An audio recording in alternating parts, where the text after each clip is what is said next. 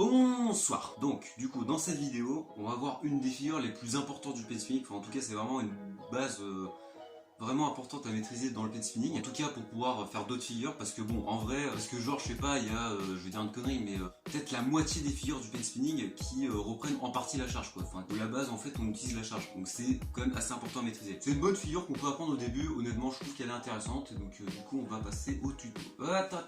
Attendez, j'aimerais juste parler d'un petit truc, comme ça. Je vais juste faire un petit point comme dans la première vidéo que j'avais faite. Alors, donc, pour l'instant, il n'y a pas grand monde qui est abonné à cette chaîne, donc enfin, c'est ce qui est logique en soi. J'ai vraiment quelques abonnés, enfin, disons que d'en avoir à peu près 3 que je connais, hein, salut d'ailleurs.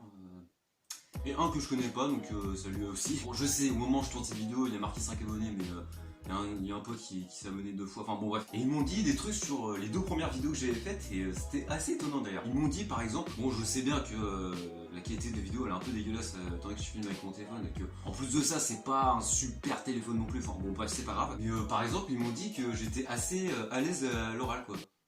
D'accord. Vraiment, ça m'a surpris parce que honnêtement, heureusement qu'il y a du montage, heureusement qu'il y a des coupures, je parle, mais c'est n'importe quoi, c'est un calvaire, mais oh là là. Et vraiment, je déconne pas, je coupe mais plein de moments où je sais pas, j'arrive pas à parler, où je sais pas, je me foire, enfin bref, voilà quoi. Alors bon, peut-être qu'avec le montage, peut-être qu'il y a les coupures, ça va, mais sur les coupures, ça va pas. Hein, enfin, je dis ça, mais c'était surtout pour les 2 premières vidéos que j'avais tournées parce que, bon, là je sens que au moment où je tourne cette vidéo justement, ça va un peu mieux, mais ils m'ont dit que bah, c'était vachement cool que je sois à l'aise à l'oral comme ça, bon. Bah, tant mieux, hein, c'est elles qui le disent, hein. Et que bah, je devrais aussi faire d'autres vidéos que faire des tutos sur le paintspinning. Alors bon, je sais pas si je ferai d'autres concepts où vraiment, je sais pas, je parlerai d'un sujet et puis où je blablaterai plus, enfin voilà, que je parlerai plus. Honnêtement, je sais pas. Pour l'instant, les premières vidéos que je compte faire, c'est les tutos paintspinning, je verrai après. Sachant que j'ai quelques petites idées, mais je suis pas sûr, hein.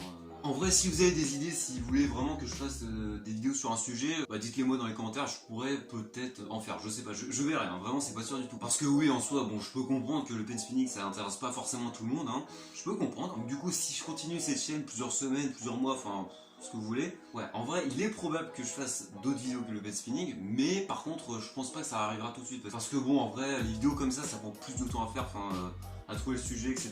Même je pense au niveau du montage, ça va peut-être prendre un peu plus de temps, mais étant donné que je suis un gros flemmard, bon, voilà. Et du coup, ça va peut-être arriver, mais pas tout de suite. Bon, du coup, passons à la vidéo, parce que là, cette intro, elle est 100 fois trop longue, donc c'est parti.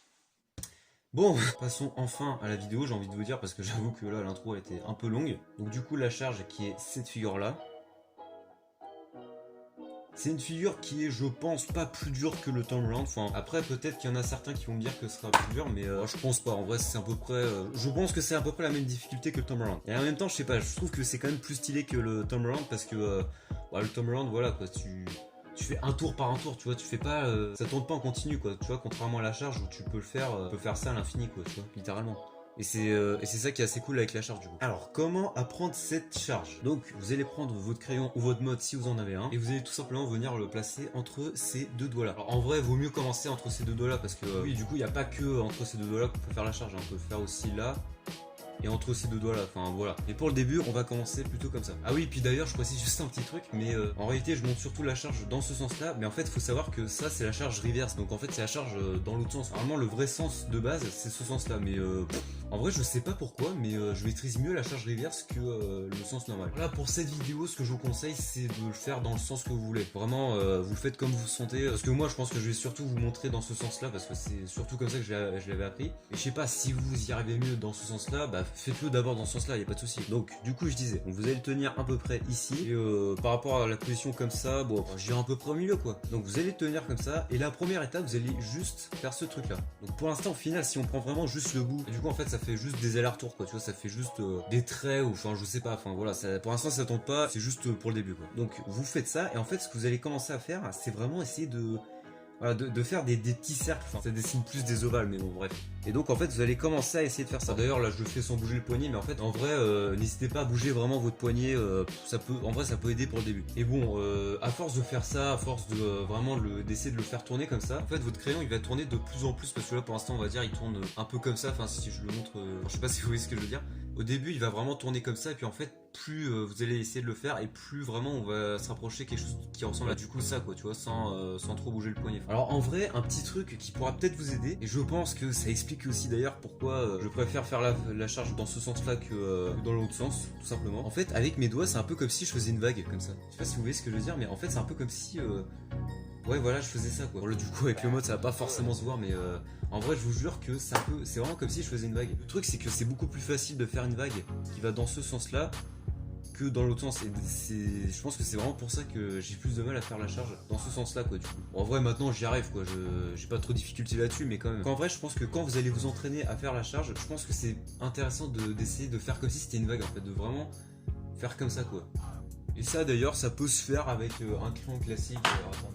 Comme pour Tom Brown, en vrai, c'est une figure qui peut se faire avec le crayon. Bon, voilà, du coup, ça se fait plutôt comme ça, quoi. Enfin, au lieu de comme ça. Enfin, ça peut se faire aussi comme ça, mais c'est un peu plus galère. D'ailleurs, vous pouvez aussi vous entraîner à faire comme ça. Enfin, genre, je sais pas, au début, vous faites vraiment des grands mouvements comme ça, et puis même si c'est un peu chelou, et puis après, petit à petit, à force de vous entraîner, en fait, vraiment, vous allez finir par centrer le truc, par moins bouger le poignet. Donc, du coup, vous réussir à faire une belle charge. Alors après, quand vous arrivez à assez bien faire la charge entre ces deux doigts-là, quoi, donc entre l'index et le majeur. Oh, les noms des doigts, c'est insupportable. Oui, parce que, alors, juste une petite précision que j'aurais pu d'ailleurs dire avant, mais dans le langage du pet spinning, en fait, on dit pas genre pouce, majeur, enfin, ça se dit pas trop, quoi. Enfin, on le dit.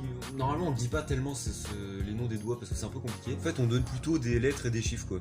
Comme dans le jeu des chiffres et des lettres. Parce qu'en gros, on a le pouce qui est le T comme term. Et après, c'est 1, 2, 3, 4. Tout simplement.